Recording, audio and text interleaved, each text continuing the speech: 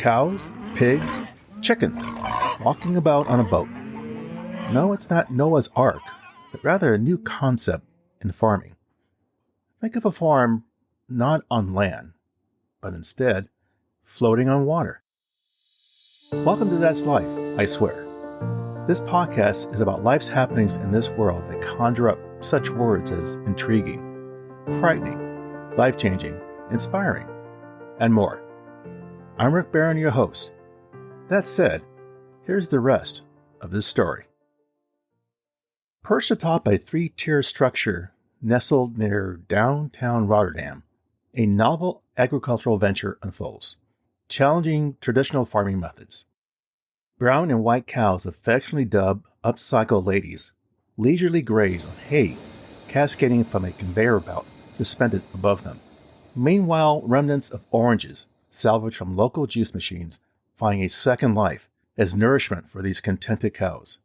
The setting is none other than what we are calling the floating farm, a groundbreaking enterprise that has been afloat since 2019 and takes claim to being the world's inaugural floating farm. In the wake of Hurricane Sandy in 2012 that hit the United States eastern seaboard, and New York in particular, Peter and Mink van Wingerden embarked on an ambitious venture that would redefine traditional farming practices. It was from the results of Hurricane Sandy that Peter took note of the food shortages that developed in New York. With that line of thinking, Peter and Mink sought innovative solutions to reconsider conventional farming methods. This unconventional farming approach is gaining renewed attention worldwide as a response to the dual challenges of ensuring food security and mitigating the impacts of climate change. The result is the floating farm, a groundbreaking dairy farm deliberately positioned to adapt to the ebb and flow of the tides in Murrayhaven Harbor in the Netherlands. This innovative approach not only demonstrates resilience in the face of climate challenges, but also establishes a sustainable model for local agriculture. Unlike conventional farms, the floating farm prioritizes proximity to its consumer base, reducing the need for extensive transportation of goods. This intentional localization not only supports the community, but also minimizes the farm's carbon footprint, aligning with its commitment to environmental responsibility. The farm's location allows it to sway with the harbor's tides, showcasing a very dynamic and adaptive approach to climate fluctuations. Renewable energy takes center stage in the floating farm's operations. Multiple sources power the facility, ensuring a reduced reliance on conventional energy grids. Rainwater, a valuable resource, is carefully collected, filtered, and reused, further contributing to the farm's self-sufficiency and environmental stewardship. Embracing a circular economy, the floating farm transforms local food waste into a valuable resource. Donations of discarded food items find purpose as nourishment for the farm's cattle, creating a sustainable and closed-loop system.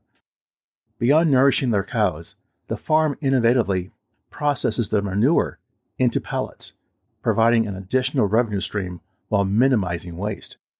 While the floating farm is known for its dairy products, it also pioneers what we call vertical farming, a forward-looking agricultural system.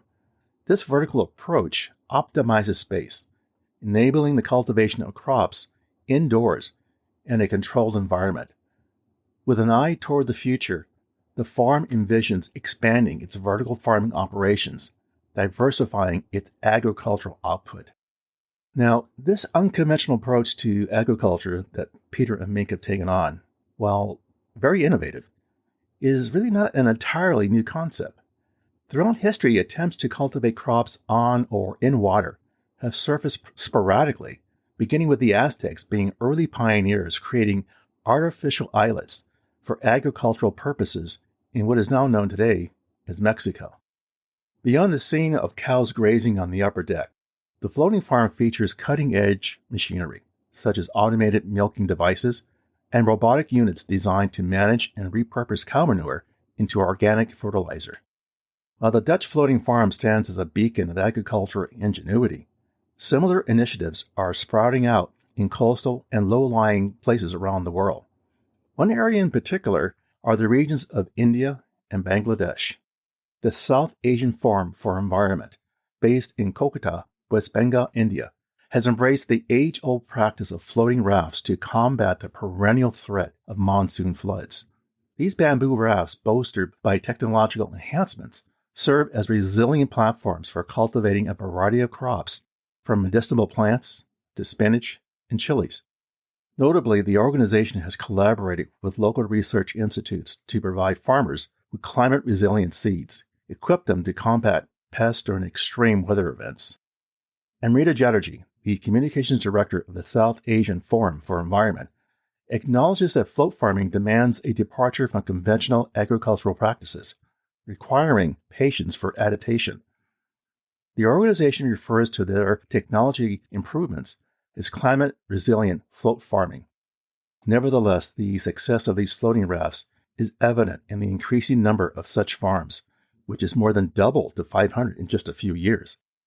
Beyond crop cultivation, these floating platforms also offer a space for growing crabs in floating boxes, showcasing the versatility of this innovative farming approach. In the face of erratic monsoons and unforeseen calamities, such as cyclones and pandemics, these floating rafts have proven instrumental in ensuring food security for local communities. During the cyclone and COVID-19 double whammy that struck West Bengal in 2020, the float farms provided a reliable source of subsistence for farmers and their families. Presently, farmers not only feed themselves, but also contribute surplus produce to local markets, signaling a promising shift toward commercial viability. The scalability of floating farms in Southeast Asia is a topic of consideration for the coming decades, albeit with potential hurdles in technology adoption. Craig Jenkins, an Academy Professor of Sociology at Ohio State University, points out that while coastal areas house a significant portion of the world's population, not all communities within these areas farm in flood or storm-prone zones. This consideration may impact the cost effectiveness of investing in floating farms compared to alternative solutions like floating housing to address sea level rises. The pioneers of the floating farm in Rotterdam emphasized the multifaceted reasons behind their aquatic agricultural venture, and there are three of them: rapid urbanization, intensifying impacts of climate change. Heavy rainfall and flooding calls for innovative approaches to food production. The founders of the floating farm believe that their approach is climate adaptive, providing a sustainable means of feeding urban populations while minimizing carbon footprints. Jake Boswell, an associate professor of landscape architecture at Ohio State University, acknowledges the uniqueness of the Rotterdam floating farm, but questions its scalability as a project. He sees that success may vary by region, with factors like local population density and the prevalence of flood-prone areas influence the feasibility of floating farms. Now, despite these uncertainties, the concept resonates as an intriguing demonstration of creative problem solving in the face of environmental challenges. Daniel Petrovics, a PhD candidate at the University of Amsterdam, draws parallels between the challenges faced by floating farms and vertical farms. Scaling these interventions so they contribute to urban food system sustainability requires careful consideration of local diets, stakeholder interests, and the potential impact on alleviating food poverty. As Petrovics points out, the success of these initiatives hinges on whether they serve as practical solutions or just mere gimmicks driven by corporate interests. Looking ahead, the Dutch floating farm is not content to rest on the laurels of its cow occupants. Plans are underway to expand the venture by introducing a second floating farm in the same harbor, focusing on vertical agriculture.